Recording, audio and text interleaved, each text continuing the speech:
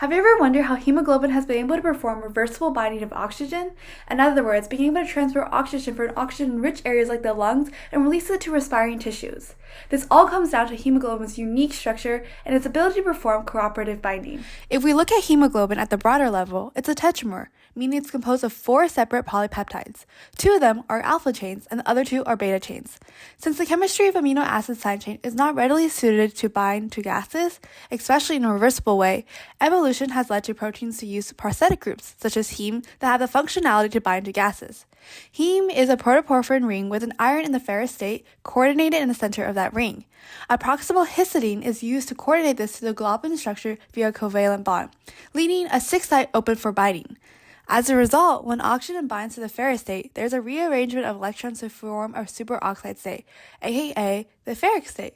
So essentially, each of the 4 subunits of hemoglobin we mentioned earlier have one of these prosthetic groups, enabling it to bind to 4 oxygens within a single protein. But how does this connect to cooperativity? AKA the ability of a subunit to influence the binding event of a distinct subunit within one protein. Well, hemoglobin can switch between a tense state or relaxed state. In the tense state, it has extensive interaction between the alpha and beta subunit, such as salt bridges that stabilize the structure. These extensive interactions pull the F helix back, which is part of the globular protein, so that it sits slightly out of the binding pocket. Since these are all connected together, this pulls the iron out of the plane of the protoporphyrin ring, reducing heme's affinity for oxygen.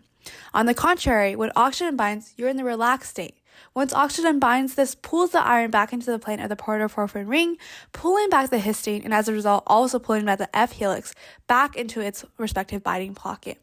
This new conformation breaks the interaction seen earlier between the alpha and beta subunits that were stabilizing the tense state, thus making it easier for oxygen binding to another distinct subunit. And this, in the end, increases the affinity for the next subunit to bind oxygen. In doing so, when there's low oxygen in the environment, hemoglobin has low affinity and is fairly non-cooperative. It then reaches a phase of high affinity for oxygen and respective cooperativity, but at very high concentration, only a few sites are left on different molecules. Therefore, they act independently. And this leads to a period of high affinity, non-cooperativity, as the binding of oxygen does not affect the affinity of oxygen on a separate subunit. In the end, this is a brief overview of how hemoglobin's unique structure enables it to participate in cooperative binding, such that the binding of one ligand to one site changes the likelihood of binding at an unoccupied site. In this case, increases the affinity. Together, this allows hemoglobin to transfer oxygen around the body.